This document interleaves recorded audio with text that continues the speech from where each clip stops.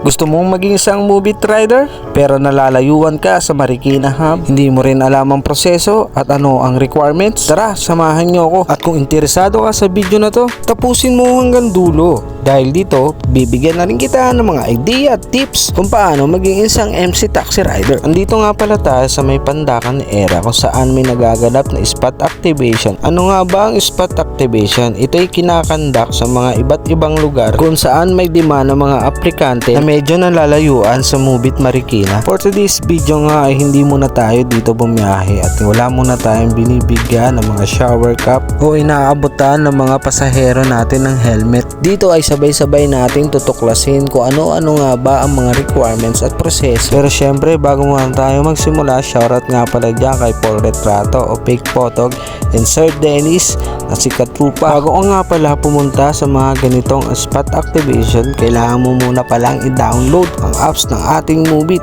para makapag-download ka na rin ng mga requirements para madali na rin ang proseso ng pagda-download mo ng mga requirements. Ano nga ba ang mga requirements na dapat mong i-download? ORCR, NBI kahit tupalo, vaccine card, at kung di naman nakapangalan sa iyo ang motor, kailangan mo lang magdala ang authorization letter with 3 signature specimen and government 1 valid ID. Deed of sale dapat naka-notarize. Pag na-download mo na lahat yan ng mga requirements mo ay mag-undergo ka na sa vehicle check. Dito nga sa vehicle checking, iniisa-isa na kung ano yung mga hindi pwede at pwede, like horn, headlight, brake. Kailangan kasi ma-check lahat ng mga to kung nagpa-function ba. Signal light left and right, hit guard sa tambucho, back tire kung hindi pa ba kalbo, at front tire kung kailangan na bang palitan, kung nagpa-function din ba ang ating mga shock sa harap at likod, pati ang taillight at brake light kung gumagana ba siya at nagbo-work. At kapag goods ka na sa lahat ng mga nabanggit ng mga parts ng motor mo, ay mag-a-approve na yan at mag-a-undergo ka na sa isang orientation about naman sa magiging skill test mo. Dito naman ay gaguide ka sa mga gagawin mo about skill test. Dito dapat galingan nyo dahil may mga bumabaksak dito. Kaya tingnan ng maigi ang mga ikot o galaw na ginagawa nyo para pag may motor na kayong nakasalang, madali na lang para sa inyo. Bago ka nga pala magsimula ay syempre isipin mo muna ang safety first.